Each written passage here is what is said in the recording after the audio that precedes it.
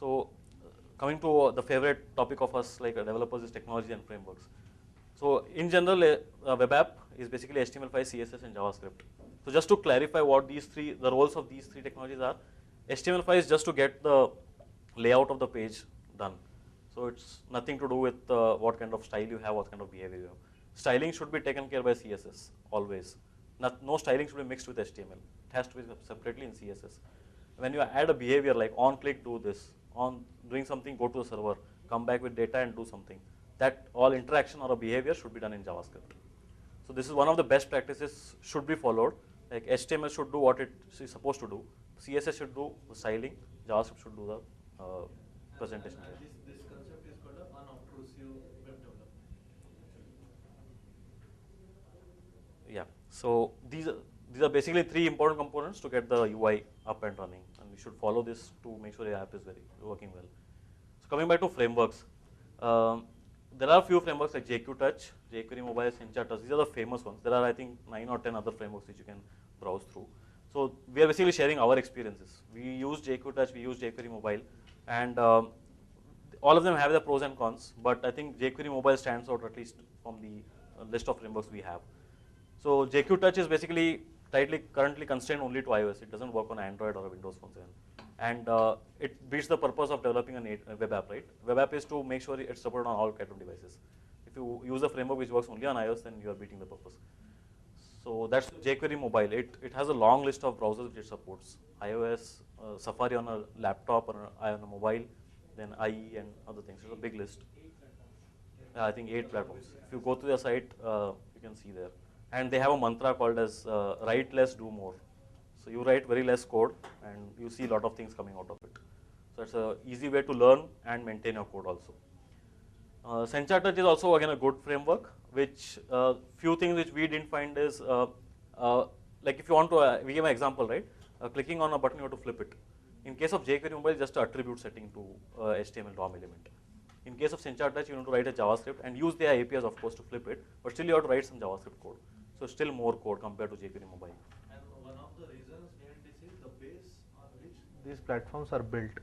For example, SenchaTouch is built on a library called ext.js, which itself is a heavy file or a JavaScript library, and jQuery Mobile is built on a core jQuery. So the people who knows power of jQuery actually can appreciate jQuery Mobile markup driven library. But there's one point because like I have worked on ext.js Right. just a year back, Yeah. more than a year, 2 years back, and the number of widgets that were built inside ext.js Yes. at that point of time were not equivalent to the number of widgets that were available in jQuery. jQuery had good compact syntax for doing things, very powerful, which you mentioned, which was agreed, but the UI perspective, it was offering more. Okay. That is the reason why, because for those companies that were wanting to move to a nice Flash kind of a looking UI, they moved to ext.js rather than adopting jQuery. And if you see recently, we have a jQuery UI library itself, which is basically a list of widgets library which internally uses jQuery. Okay. One good thing I found is ext.js has its own syntax, basically, and it is object-oriented driven, wherein you need to create classes for each and everything.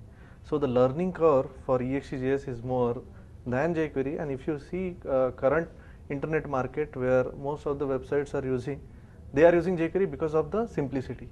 And also the cost factor. Right. Yeah. It comes with the support you have to pay to get support. Actually, nowadays people wants to develop fast without reinventing the wheel, and actually trying their knowledge to understand that core library and contribute to that. In that sense, I think jQuery is basically hands up. So everyone has the pros and cons, but I think we knew jQuery and we knew. Yes, yeah, that was also one of the reasons. So we explored a few, but jQuery Mobile suited us the best, and we want to get soon to the market, so that's why we used it. So those are the UI frameworks to build some UI widgets and all. But we saw this app where you have to do some local storage and all that stuff. Right? So HTML5 has beautiful concepts of storing data locally. There are 3 ways. One is a local storage, a session storage, and creating actually a database, a relational model database where you can write select queries, do joins. It's pretty powerful. So you can still do that. And there are different versions of a database.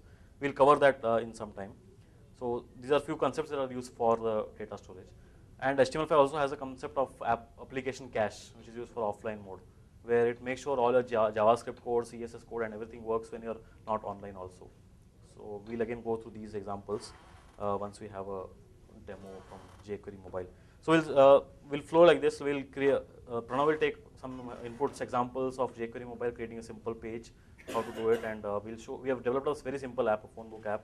We'll show it, and then we'll see some storage concept and offline mode. How like FT, how does it work? Then we'll take any questions and deep dive into jQuery mobile if you are willing to stay. Any questions till now?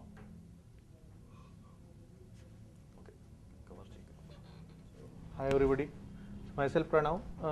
I also work on UI technologies as well as the backend SQL, but I mostly love JavaScript and HTML5 because it's new and I want to learn.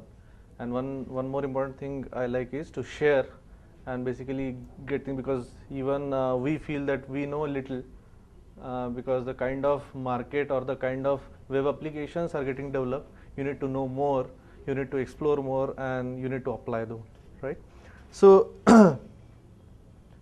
before, let's say, going to jQuery mobile itself, how many of you know jQuery? When I say know jQuery, is not only heard but know a little bit of syntax or something like that. Okay. Okay. So just to give you an example, most of the people would have been practicing or developing in native JavaScript. So must be knowing document.getElement by ID, right? So just to give you an idea, I don't know whether we have pen or not.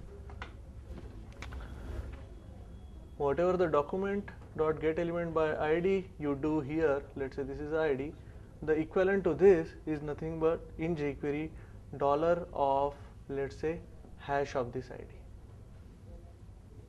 Okay, so from syntax wise, just take a look at this one because if we see a code, you should not get confused what is a dollar and what all the events. So jQuery is a cross-browser platform JavaScript framework which is built on top of native JavaScript, okay, which can be used by any web developer in any web application because it's an open source and you can also contribute to that. And most of the internet websites today are using jQuery.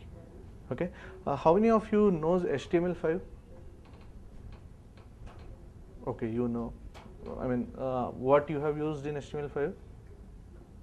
Everything from local storage, audio, video tags, canvas. Nice, nice. Okay, okay. And also the semantics like Yes. article, section, and all. So for broader audience, I want to say HTML5 is a next generation HTML markup language. Okay, so the way you write your documents, HTML5 gives you a semantic meaning of every document tag. So for example, and this is from the study what Google has done. The study Google has done is, let's say you are starting your HTML page, you have a div, most of the people gives class equals to header for their header div which needs to be shown at the top. Okay, most of the websites Google has basically looked at, they had this class equals to header every time. So instead of doing this, can this particular semantic be given a semantic meaning itself? So they come up with a tag called a header itself, right? And this header tag is got introduced in HTML5. So HTML5 gives you basic widget sets as well as the API sets as well as few more tags which has a semantic meaning to it. Okay, and jQuery mobile is built. So actually we can now go ahead.